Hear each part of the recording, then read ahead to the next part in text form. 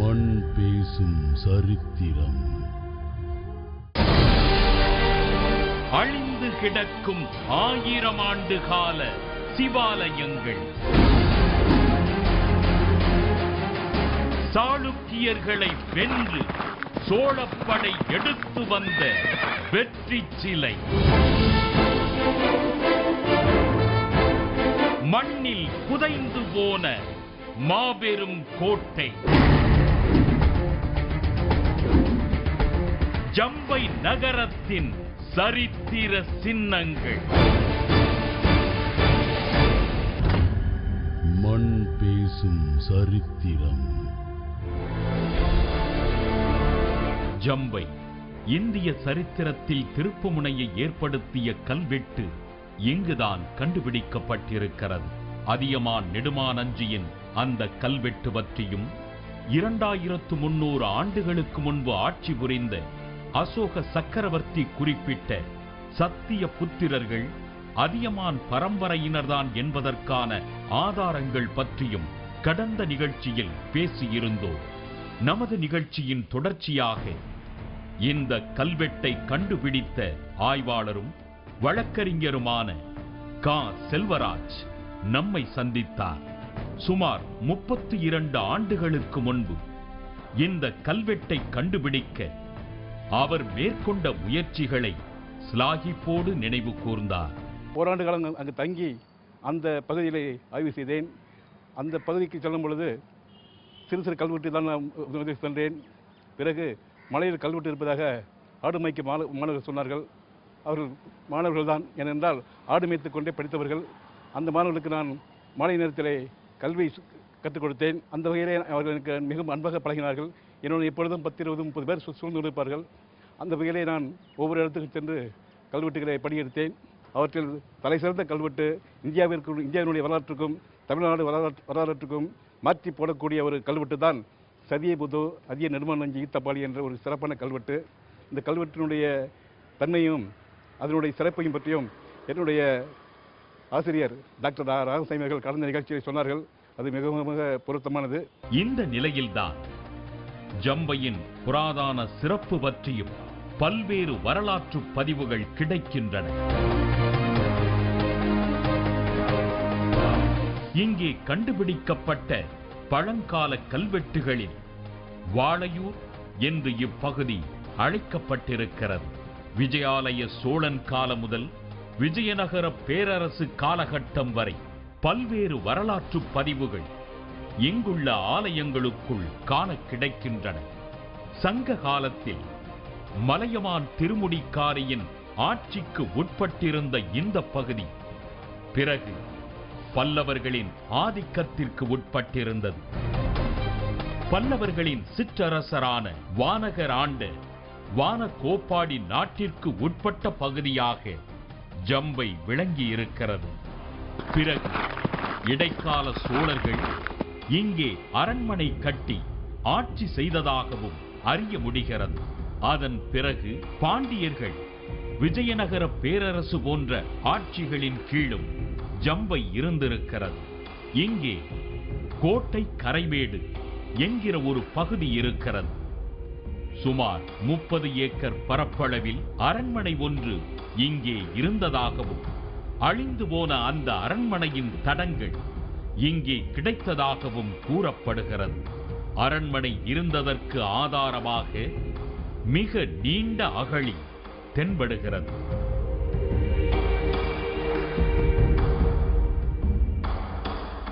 ஜம்பையில் இந்த மேடான பகுதியில் தான் கோட்டை இருந்ததா சொல்கிறாங்க. அதே நேரத்தில் இன்றைக்கும் இந்த பகுதிக்கே கோட்டைக்கரை அப்படின்ற பேர் இப்பொழுது வரைக்கும் அந்த பேரை சொல்லிட்டு இருக்காங்க. இந்த பகுதி பார்க்கும்போது அந்த தடயங்களை உள்ளதாக இருக்குது, தெளிவாக தெரியுது. இந்த மேடான பகுதி கிட்டத்தட்ட 3 அல்லது 5 மீட்டர் அடி உயரமான ஒரு பகுதியையும், அதை கீழே பார்த்தீங்கன்னா ஒரு 4 மீட்டர் அளவில் ஒரு ஆழமான ஒரு பள்ளமான பகுதியும் இருக்கிறது. இதை பார்க்கும்போது மேடான பகுதியில் கோட்டையும் இந்த ஆழமான பகுதியில் அகழியும் இருந்தது தெரியுது. இன்றைக்கும் பார்த்தீங்கன்னா இங்கே அகழி கொள்ளை, கூத்தாடி கொள்ளை இது போன்ற பெயர்கள் வருகிறது. எனவே இந்த ஜம்பையில் மிகப்பெரிய ஒரு அரண்மனையும் கோட்டையும் இருந்தது என்பது மிக தெளிவாக தெரிகிறது. கங்கை கொண்ட சோழபுரத்தில் கிடைத்த கூரை ஓடுகளைப் போல் இங்கேயும் ஓடுகளும் செங்கற்களும் கிடைத்திருக்கின்றன. இப்படி ஜம்பையின் ஆதி சிறப்புகள் விரியும் நிலையில் சிதிலமடைந்திருக்கும் 5 சிவாலயங்கள் இந்நகரின் சிறப்புகளுக்கு ஆதார சாட்சியங்களாக விளங்குகின்றன.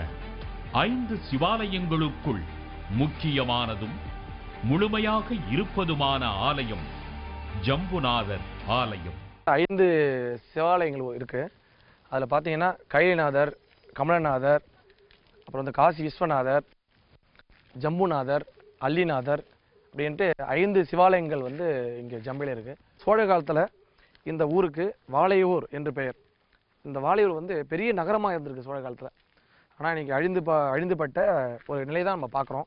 சோழ காலத்தில் முதல்ல வாளையூர்னு சொன்னாங்க. அதன் பிறகு ராஜா சோழன் காலத்தில் நித்த வினோதபுரம் அப்படின்னு இருக்காங்க. பிறகு வீரராஜேந்திர சோழபுரம் அப்படின்னு ஒவ்வொரு காலகட்டத்திலும் வெவ்வேறு பேரை வந்திருக்கு. பெண்ணையாற்றின் வடபுறம் மிகப்பெரிய மதில் சுவருடன் பிரம்மாண்டமாக வீற்றிருக்கிறது இந்த புராதன சின்னம்.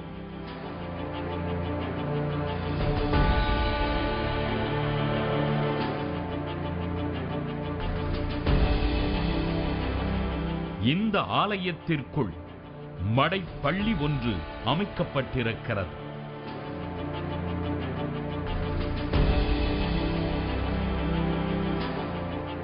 இம்மடைப்பள்ளியின் தூண் அமைப்புகளும் வடிவங்களும் வியக்க வைக்கின்றன.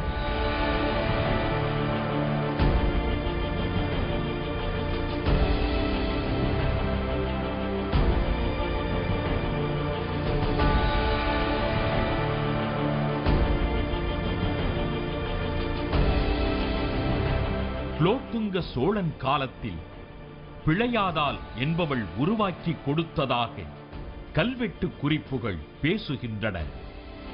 குறுகாடு கிழான், அச்சி வளவன், பல்லவரையன் மண்டை பிள்ளை, விசயராயனின் மனைவி பெருங்கருணையாளியான சுவாமிக்கு பிழையாதாள் என்பவள் எடுப்பித்தாள் என்று கல்வெட்டு கூறுகிறது. இது 3ஆம் குலோத்துங்க சோழனுடைய காலகட்டத்தில் பெருங்கருணையாளி ஆன சுவாமிக்கு பிழையாதாள் அப்படின்ற ஒரு பெண் இந்த மடப்பள்ளியை கட்டியிருக்கிறார். கட்டி இங்கே அமுது படைக்கிறதுக்காக சில நிலங்களையும் நிபந்தமாக அந்த பெண்மணி கொடுத்துருக்கிறா அப்படின்ற செய்தியை 2 கல்வெட்டுகள், இங்கே உள்ள மடப்பள்ளி பறிக்கப்பட்ட 2 சோழகால கல்வெட்டுகள் நமக்கு தெளிவாக சொல்லுது. இங்கே உள்ள தூண்கள்லாம் பார்த்தீங்கன்னா ரொம்ப நெடிய தூண்களாகவே அழகாகவே பண்ணியிருக்காங்க. தூண்கள்லாம் நடு மையத்தில் தண்ணீர் வந்து பெறுவதற்காக பெரிய கிணறு வெட்டியிருக்காங்க.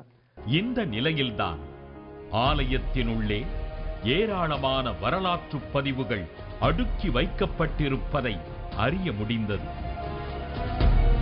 அவற்றில் ஒன்றுதான் சோழர்களின் போர் வெற்றியின் அடையாள சின்னம். அவற்றை இடைவேளைக்கு பிறகு பேசுவோம். மண் பேசும் சரித்திரம்.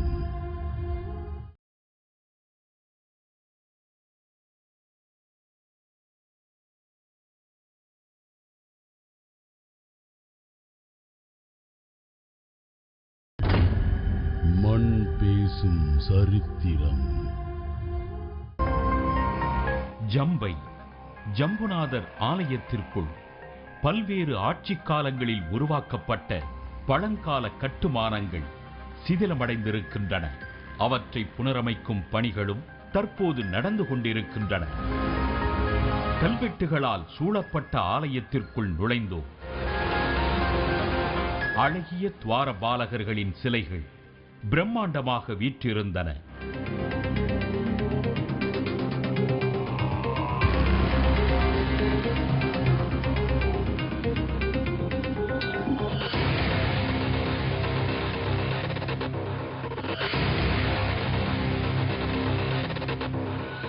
அவற்றின் மூக்கு பகுதி படையெடுப்பின் போது சிதைக்கப்பட்டதாக சொல்லப்பட்டது.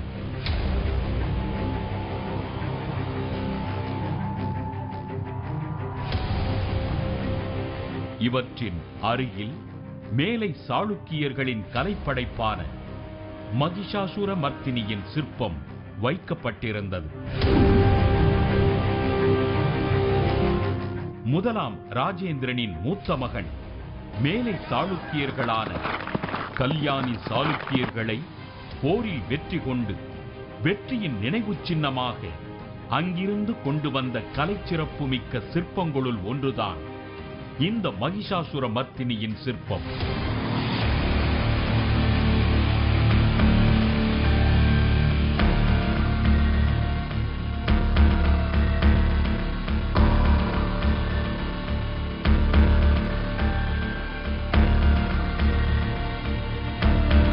இச்சிற்பம் கிபி 11ஆம் நூற்றாண்டைச் சேர்ந்ததாக கருதப்படுகிறது. ராஜாதி ராஜன் அப்படின்ட்டு ராஜேந்திர சோழனுடைய மகன் அவன் மேலை சாளுக்கிய நாட்டு மீது படையெடுத்து வெற்றி பெற்று அதனோட நினைவாக அந்த மேலை சாளுக்கிய நாட்டிலிருந்து நிறைய கலைப்பொருட்களை இங்கே சோழ நாட்டுக்கு கொண்டு வந்தான். அப்படி கொண்டு வரும்பொழுது அதில் சிற்பங்கள் அதிகமாக இருந்தது. குறிப்பாக பார்த்தீங்கன்னா சூரிய பீடம் அப்படின்னு கொண்டுட்டு வந்தான். அது இப்போ கங்கை கொண்ட சோழபுரத்தில் சூரிய பீடம் வைக்கப்படுகிறது. இந்த ஊர் சோழ காலத்தில் ஒரு புகழ்பெற்ற நகரமாக இருந்த காரணத்தினால, அதுவும் பக்கத்தில் இந்த சாளுக்கிய நாட்டுக்கு ரொம்ப தொடர்பு உள்ள பெண்ணை ஆற்றுடைய கரையில் அமைந்ததால் இந்த ஊரில் கிட்டத்தட்ட 3 சிற்பங்கள் மேலை சாளுக்கிய நாட்டு கலைப்பாணியில் அமைஞ்ச சிற்பங்கள் கொண்டு வச்சுருக்காங்க. அப்படி பண்ணும்போது இந்த மகிஷாசுர மர்தினி ரொம்பவே வேலைப்பாடு மிகுந்த கலைச்சிறப்பு மிகுந்த ஒரு அழகான ஒரு சிற்பம். 8 கரங்களை கொண்டுதான் இருக்குது. சங்கு சக்கரத்தை பார்த்தீங்கன்னா அது சுழற்ற மாதிரியே இருக்கும். சோழகர சக்கரத்தை கையில் வச்சிருக்க மாதிரி இருக்கும். வில்லு, நீண்ட வாள், கேடயம், கத்தி, அப்புறம் பார்த்தா கீழே பார்த்தீங்கன்னா அந்த மகிஷனுடைய நாக்கை இழுத்து பிடிச்சிட்டு இருக்க மாதிரி இழுத்து திரிசூலத்தை வச்சு குத்துற மாதிரி உள்ள பாணி. இந்த கலைப்பாணி நம்ம சோழ நாட்டிலேயோ இல்லை நம்ம தமிழ்நாட்டிலையும் இல்லை, இது சாளுக்கிய நாட்டு தொடர்புடைய சிற்பம். இங்கே நடராஜருக்காக எடுக்கப்பட்ட மண்டபத்தில் தற்போது நடராஜர் சிலை இல்லை. ஆனால் இந்த மண்டபத்திற்காக தேவரடியார் ஒருவரது சகோதரன் தனது தலையை தானே கொய்து உயிர் தியாகம் செய்தான் என்கிற சரித்திர குறிப்பு வியக்க வைக்கிறது.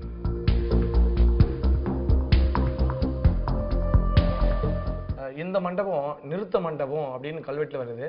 இந்த கோப்பருங் சிங்கன் அப்படின்ற காடவராய மன்னன் காலத்தில் இந்த நடராஜர் நிறுத்த மண்டபம்னா நடராஜ மண்டபம், இந்த மண்டபம் கட்டியிருக்காங்க.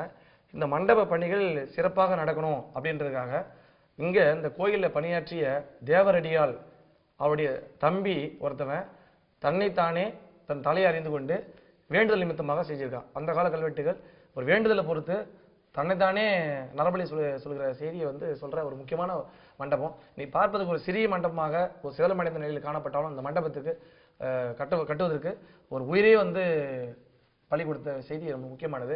அந்த நிகழ்ச்சிக்காக தன்னுடைய உயிரை அவன் மாய்த்து கொண்டதுக்காக அன்னைக்கு இருந்த இந்த சோழ சாம்ராஜ்யம் அரசு அதற்கு அவனுடைய தம்பிக்கு, அவன் இறந்து போனான் இல்லையா, அவனுடைய தம்பிக்கு சில நிலங்கள் தானமாக கொடுத்துருக்காங்க.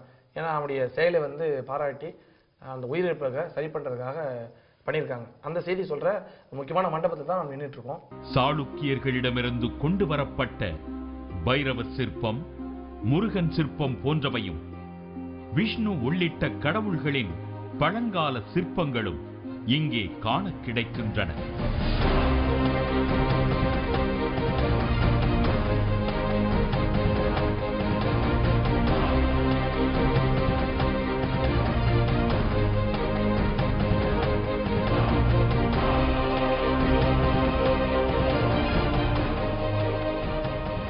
கருவறைக்குள் நுழைந்த போதும் பல கலை படைப்புகளை காண முடிந்தது.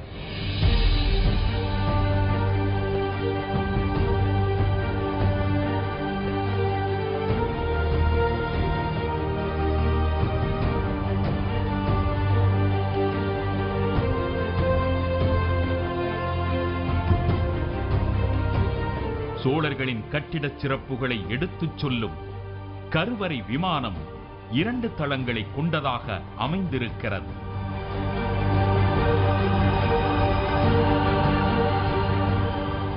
கருவறையின் உள்ளே பழங்கால சிவலிங்கம் வீற்றிருக்கிறது.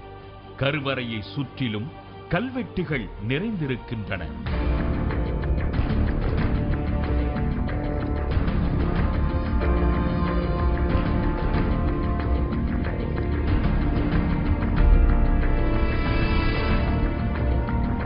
மொத்தம் இங்க எத்தனை கல்வெட்டுகள் இருக்கு? யாருடைய காலத்து கல்வெட்டு மிக பழமையானது? இந்த கல்வெட்டுகள் எல்லாம் என்ன சார் சொல்லுது? இந்த கோயிலில் உள்ள, அதாவது ஜம்பையில் மொத்தம் 132 கல்வெட்டுகள் இருக்கிறது. அதாவது அந்த அதியமானுடைய கல்வெட்டில் தொடங்கி விஜயாலய சோழன், ராஜராஜன், ராஜேந்திரன், குலோத்துங்கன், இப்படி தொடர்ந்து சோழருடைய கல்வெட்டுகள் தான் அதிக அளவில் காணப்படுது. இங்கே உள்ள அந்த ஊரில் சோழகால கல்வெட்டு, பழமையான கல்வெட்டு பார்த்தீங்கன்னா விஜயாலய சோழன் கல்வெட்டு. அந்த விஜயாலன் தான் முத்தரையிடமிருந்து தஞ்சாவூரை கைப்பற்றி சோழருடைய சாம்ராஜ்யத்தை உருவாக்கியவன். அவனுடைய காலத்திலிருந்தே கல்வெட்டுகள் தொடங்குறது என்பதுதான் மிகப்பெரிய விஷயம். இந்த கல்வெட்டுகளில் இந்த கோயிலுடைய இறைவன் பெயர் தான் தோன்றி ஈஸ்வரன் உடையார் என்று கல்வெட்டு சொல்கிறது. இவற்றில் பழங்காலத்தில் நடந்த வழக்குகளை பற்றியும் கொடுக்கப்பட்ட தீர்ப்புகள் பற்றியும் பொறிக்கப்பட்ட தகவல்கள் வியக்க வைக்கின்றன. சோழ காலத்தில் இருந்த வழக்குகள், குற்றங்கள், அதுக்கான தண்டனை பற்றி ரொம்ப விளக்கமாக சொல்லுது. அதில் பார்த்தீங்கன்னா ஃபஸ்ட்டு ராஜராஜ சோழன் காலத்தில் ஒருவன் திருநாவலூரை சேர்ந்த ஒரு திருமணமாகாத பெண்ணை தாம் திருமணம் செய்ததற்காக இந்த ஊரில் ஒரு வியாபாரி அவன் கொண்டு வைத்திருக்கிறான். இன்னொருவன் இரவிலே அந்த பெண் தவறாக நடந்து கொண்டான் அவனுடைய முன்னாலே. அதை பார்த்து அவன் கத்தியால் குத்தி அவனை கொன்று விட்டான்.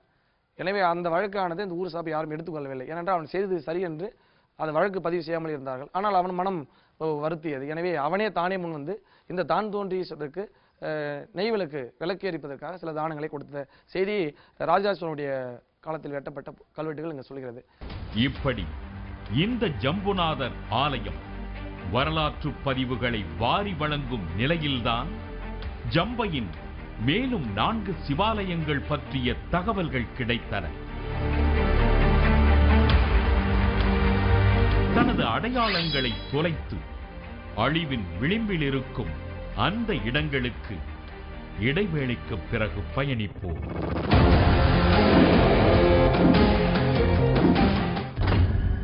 மண் பேசும் சரித்திரம்.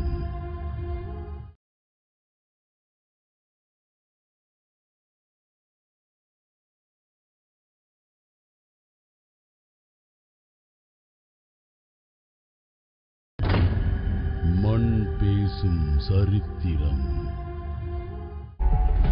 சம்பு என்கிற கோரைப்புற்கள் நிறைந்திருந்ததால் சம்பை என்றாகிவிட்டது என்பதாக ஜம்பை பகுதிக்கு சிலர் பொருள் கூறுகிறார்கள். ஜம்பை என்பது ஜா என்ற வடமொழி சொல்லை சேர்த்து ஜம்பை என்று அழைக்கப்படுகிறது. ஜா என்பதை நீக்கிவிட்டு சா என்பதை போட்டால் சன்பை அல்லது சன் என்பது பெயர். சன்பை என்பது சம்பு அல்லது சன்பு என்பது ஒரு கோரைப்புல். அந்த கோரைப்புற்கள் கொண்ட காடுகள் அங்கு அதிகம் உள்ளதால், ஏனென்றால் அங்கு ஆடுகள் அதிகம், மாடுகள் அதிகம், அதனால் அங்கு கோரைப்புற்கள் அதிகமாக உள்ளது. அதனால் அந்த நகரத்துக்கு சன்பை மாநகர் என்று பெயர். தொன்மை சிறப்புமிக்க ஜம்பையின் பல வரலாற்று சின்னங்கள் பாதுகாக்கப்படாமல் போய்விட்டன. சுமார் 30 ஆண்டுகளுக்கு முன்பு இங்கிருந்த பௌத்த மற்றும் சமண சிற்பங்கள் தற்போது காணவில்லை. பௌத்தருடைய சிலைகளும் சமண சிலையும், சமணத்தை பெண்பனக்கூடிய சைனியம்மன் என்ற ஒரு கோயிலும் இருந்தது. நாங்கள் அங்கே மக்கள் எந்த விதமான பாகுபாடுமின்றி எல்லா கோயிலுக்கும் போய் செய்தாங்க. அவங்களுக்கு அது சைனியம்மனா அல்லது கன்னிமார்கள் கோயிலா, கஸ்தீரம்மன் கோயிலா, எந்த கோயிலும் இல்லை. அவங்க ஏதாவது சிலை இருந்தால் மக்கள் கும்பிடுவாங்க. அப்படிப்பட்ட இருந்தவங்க இப்போ அந்த சிலைகளும் இப்போ காணவில்லை, அந்த பௌத்த சிலைகளும் காணவில்லை. மக்களும் அதை பற்றி நினைக்கவில்லை. ஏதோ கல்வியை நினைத்து கொண்டு போய்விட்டு இருக்கிறார்கள். ஏனென்றால் அதனுடைய பெருமை தெரியவில்லை, அதன் அருமை தெரியவில்லை, நம்முடைய வரலாற்றினுடைய தன்மை தெரியவில்லை. இந்த நிலையில்தான் ஜம்புநாதர் ஆலயத்திலிருந்து மேலும் 4 சிவாலயங்களை தேடி பயணித்தோம். அவற்றில் கைலாசநாதர் ஆலயம் இருக்கும் இடத்திற்கு வயல்வெளிகளுக்குள் நடந்து சென்றோம். அடர்த்தியான சோளச் செடிகள் நிறைந்திருந்தன.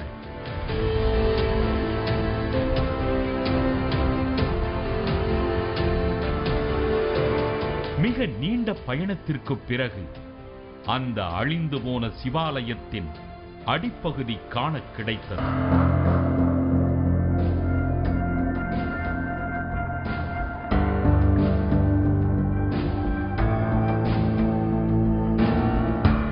இங்கே 3ஆம் ராஜராஜனின் கல்வெட்டு ஒன்றும் காண கிடைக்கிறது. வீர சோமேஸ்வரன் என்பவன் இக்கோவிலுக்கு வழங்கிய நிலதானம் பற்றி கல்வெட்டு குறிப்பிடுகிறது. அருகில் கிபி 10ஆம் நூற்றாண்டைச் சேர்ந்த நந்தி, தட்சிணாமூர்த்தி சிற்பங்கள் மண்ணில் புதைந்து கிடந்தன.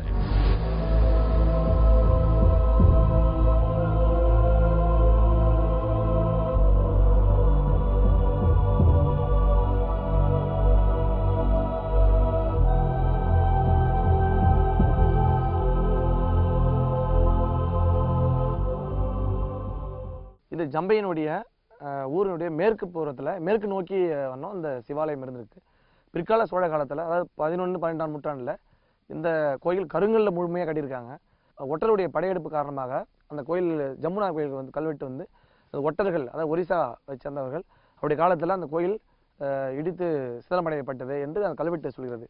எனவே ஒட்டர்கள் இங்கே வந்து அவங்க காலத்தில் இந்த ஜம்பையில் உள்ள பல கோயில்கள் அழிக்கப்பட்டிருக்கலாம். அதில் இதுவும் ஒரு கோயில்.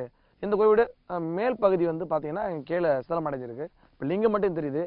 இதைத் தொடர்ந்து ஜம்பைக்கு வடக்கில் இருக்கும் காசி விஸ்வநாதர் ஆலயத்திற்கு சென்றோம்.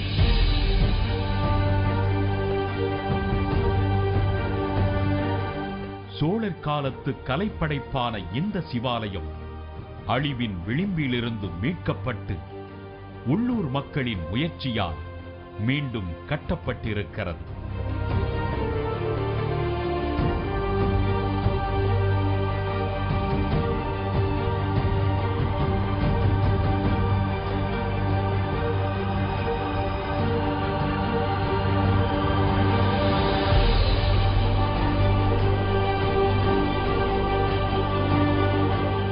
கிபி 10ஆம் நூற்றாண்டைச் சேர்ந்ததாக சொல்லப்படும் இந்த ஆலயத்தின் பின்புறம் கல்வெட்டு ஒன்றும் இருக்கிறது.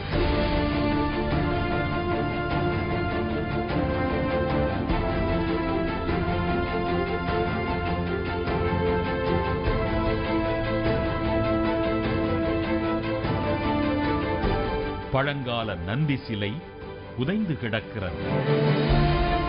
அருகில் அழகிய தெப்பக்குளம் உருவாக்கப்பட்டிருக்கிறது. இந்த ஆலயத்திற்கு அருகில் இருந்த வயல்வெளிக்குள் இருளில் நடந்து சென்றோம்.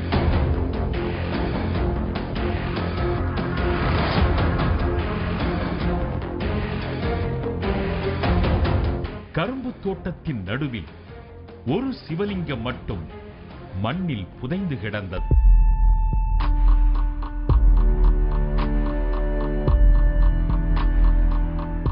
இங்குதான் கமலநாதர் என்கிற ஆலயம் இருந்ததாக கூறுகிறார்கள்.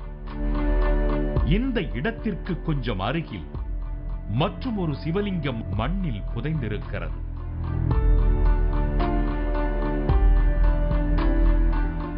இந்த லிங்கம் பார்த்தீங்கன்னா வடக்கு பக்கம் நோக்கி இருக்கு.